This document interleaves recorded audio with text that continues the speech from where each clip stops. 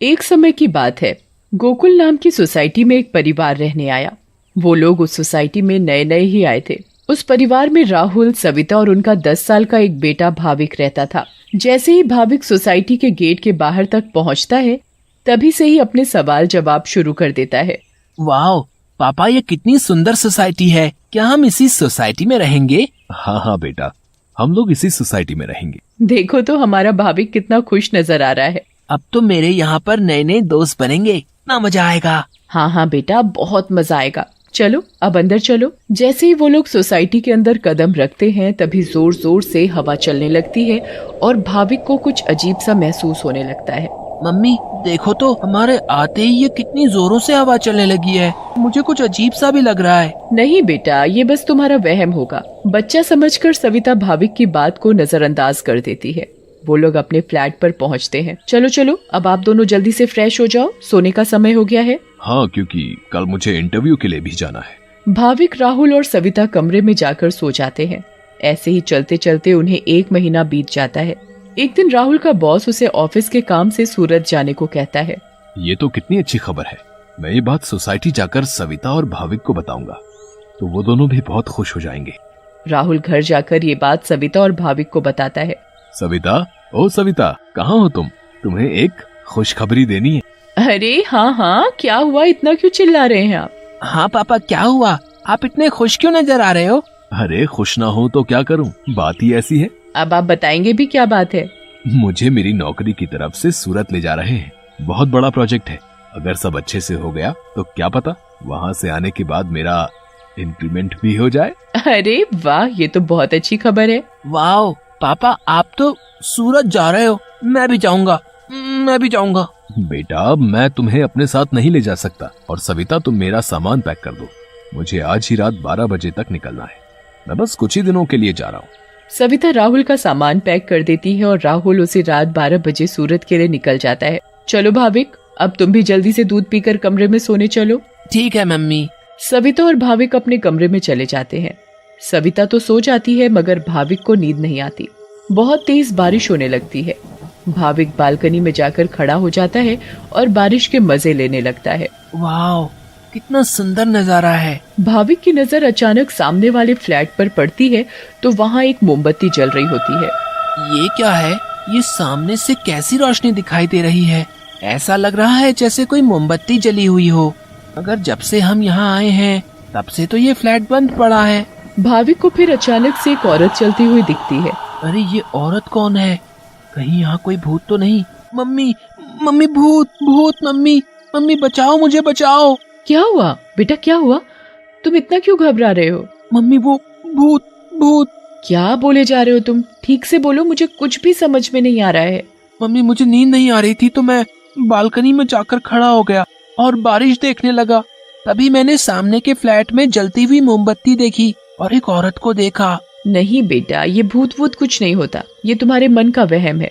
नहीं मम्मी, मैं सच कह रहा हूँ। नहीं बेटा, चलो अब सो जाओ, रात बहुत हो रही है। नहीं, मैं आपको लेकर जाता हूँ। अच्छा चलो, दिखाओ कहाँ है भूत। फिर भाविक सविता को बाहर लेकर जाता है। कहाँ है भूत? मुझे तो कहीं कोई नहीं दिख रहा। मम्मी देखो, वहाँ पर देखो, वो सामने वाले फ्लैट में। अरे बेटा, कुछ भी नहीं है वहाँ पर। नहीं मम्मी, मैं झूठ नहीं बोल रहा। अच्छा ठीक है ठीक है, चलो अब जल्दी कमरे में जाओ और सो जाओ। फिर वो दोनों कमरे में जाकर सो जाते हैं। भाविक, अब तुम्हें डरने की कोई जरूरत नहीं है। मैं तुम्हारे साथ सो रही हूँ ना, अब तुम आराम से सो जाओ। अगली सुबह भाविक सोसाइटी के दूसरे बच्चों से मिलता है। तुम सबके नाम क्या है? मेरा नाम पिंकू है। मेरा नाम सोनू है। और मेरा नाम गोली है। सारे बच्चे मिलकर पूरा दिन खूब मस्ती करते हैं। फिर रात में सारी औरतें सोसाइटी कंपाउंड में बातें करती हैं। तभी सविता रात की बात सारी औरतों को बताती है।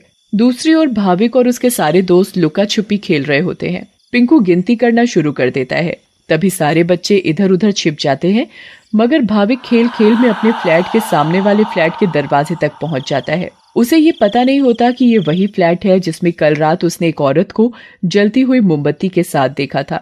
अरे, ये दरवाजा तो खुला हुआ है और यहाँ तो कितनी सारी लाइटें हैं। चलो अब मैं जल्दी से इस घर में छिप जाता हूँ ताकि मुझे कोई ढूंढ ही ना पाए। वो जगह ठीक है, मैं उस कमरे में जाकर छिप जाता हूँ। भाविक जैसे ही उस फ्लैट के कमरे की ओर जाने लगता है, वैसे ही बाहर की सारी लाइट्स लुप लुप होने लगती हैं। ये क्या हो रहा है यहाँ पर? अचानक ये लाइटें लुप लुप कैसे होने लगी? भाविक इधर उधर देखने लगता है। तभी भाविक की नजर दरवाजे के ऊपर पड़ती है। ये दरवाजे के ऊपर क्या लिखा हुआ है? भूत! मम्मी, मम्मी बचाओ बचाओ! भाविक चिल्लाते हुए सोसाइटी कंपाउंड में जा पहुंचता है। अरे, ये आवाज तो भाविक की लग रही है। ये तो भाविक की ही आवाज है। भाविक की आवाज सुनकर सारी औरतें और आदमी कंपाउंड में जमा हो जाते हैं। तभी वो देखते हैं कि सामने से भाविक भागते भागते चला आ रहा है। मम्मी, मम्मी, वहाँ सच में वहाँ भूत है। क्या हुआ बेटा भाविक? हाँ बेटा, क्या हुआ? तुम इतने घबराए हुए क्यों लग रहे हो? हाँ बेटा, कुछ तो बताओ। कहीं तुमने फिर से सामने वाले फ्लैट में भूत तो नहीं देख लिया? भूत? भूत? कहाँ है भूत? मैं छुपने के लिए एक फ्लैट में चला गया क्योंकि उसका दरवाजा खुला हुआ था। मैंने वहाँ लिखा देखा। क्या लिखा देखा और कहाँ देखा? कि यहाँ से चले जाओ वरना मैं तुम्हें मार दूंगी। चलो बेटा, तुम हमें वहाँ लेकर चलो। हाँ, चलो अंकल, मैं आपको वहाँ लेकर चलता हूँ, आप खुद ही देख लेना। भाविक सभी लोगों को उस फ्लैट में लेकर जाता है। कहाँ लिखा है बेटा? अरे, यहीं तो लिखा था। चलो भाई, यहाँ तो कुछ भी नहीं है। बेटा भाविक, चलो अब चलो। सभी लोग भाविक को वहाँ से ले जाते हैं, मगर भाविक उस दरवाजे को देखते देखते चलता है। नहीं अंकल, मैं सच बोल रहा हूँ। हमें इस बच्चे की बात एक बार मान लेनी चाहिए और आज रात मिलकर सोसाइटी पर नजर रखनी चाहिए। हाँ, आप सही बोल रहे हो। क्या पता ये सब सच हो। तो ये तय रहा कि आज रात हमारे पति सोसाइटी की देखभाल करेंगे। उस रात 3 आदमी सोसाइटी के गेट पर खड़े रहकर सोसाइटी की देखभाल कर रहे थे।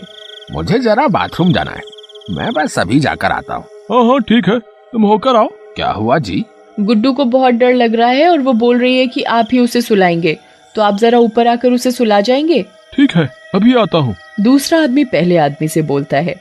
मैं जरा अपनी बेटी को सुलाकर आता हूँ, उसे डर लग रहा है। अब सोसाइटी के दरवाजे पर सिर्फ रमेश यानी तीसरा आदमी ही बचता है। कहाँ रह गए ये दोनों? वो आदमी इधर उधर घूमता रहता है और अब उसे भी अकेले डर लगने लगता है। तभी उस आदमी को किसी औरत का साया दिखता है। उसके लंबे खुले हुए बाल और पायल की छम छम आवाज। चुड़ैल, बचाओ बचाओ, चुड़ैल। फिर अचानक वो चुड़ैल उसके सामने आ खड़ी होती है और आदमी बहुत तेज चिल्लाता है और वहीं बेहोश हो जाता है। अरे, ये चिल्लाने की आवाज किसकी आई? हाँ, आवाज तो मुझे भी आई। चलो चलकर देखते हैं। सारे सोसाइटी वाले अपनी बालकनी में आ जाते हैं तो वो क्या देखते हैं कि वहाँ रमेश बेहोश पड़ा हुआ था। ये आवाज कैसी आई थी? फिर सोसाइटी वाले नीचे आ जाते हैं तो वो वहाँ पर रमेश को जमीन पर पड़ा हुआ देखते हैं। सब जल्दी से नीचे आते हैं। सविता और भाविक भी नीचे आ जाते हैं। अरे, कोई इन्हें होश में लाओ। उठिए भाई साहब, उठिए।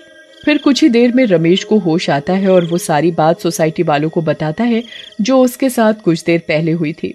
तभी सोसाइटी में अजीब सी आवाजें आने लगती हैं। मम्मी, देखा ना, मैंने बोला था ना कि भूत है। हाँ बेटा, तुम सही कह रहे थे। तभी सोसाइटी के बीचों बीच धुआं उठने लगता है और वहाँ वो चुड़ैल आ जाती है। कौन हो तुम और क्यों हमें इतने दिनों से परेशान किया हुआ है? हाँ, बताओ, क्यों तुमने इतने दिनों से इन लोगों को परेशान किया हुआ है? हम भी तो इसी सोसाइटी में रहते हैं। तुमने कभी हमें तो परेशान नहीं किया, तो इन लोगों को ही क्यों? हाँ, बोलो बोलो। तुम्हारी वजह से मैं कितना डर गई थी। बताती हूँ, सब बताती हूँ। कई सालों पहले जब मेरी शादी हुई तो मैं और मेरे पति रवि सविता के सामने वाले फ्लैट में रहने आए। हम बहुत खुश थे, पर अचानक मेरी माँ की तबीयत खराब होने की वजह से मुझे कुछ दिन के लिए यहाँ से जाना पड़ा। और तभी सविता के फ्लैट में एक बहुत सुंदर लड़की रहने आई। रवि उस लड़की को पसंद करने लगे थे और वो लड़की भी। उस लड़की को ये बात नहीं पता थी कि रवि शादीशुदा है। मैं जब वापस आई और मुझे ये सब पता लगा तो मैंने रवि को समझाने की बहुत कोशिश की, बहुत लड़ाई की, पर वो नहीं माने। रवि मुझे छोड़कर उस लड़की से शादी करना चाहते थे और एक दिन रवि और वो लड़की चुपके से अचानक कहीं चले गए। मैंने उन्हें ढूंढने की बहुत कोशिश की मगर वो मुझे कहीं नहीं मिले। और एक दिन मैंने उन दोनों को बाजार में साथ देखा। उन दोनों ने शादी कर ली थी। मैं भागते हुए घर आई और ये बात मुझसे बर्दाश्त नहीं हुई और उसी रात मैंने फ्लैट से कूदकर अपनी जान दे दी।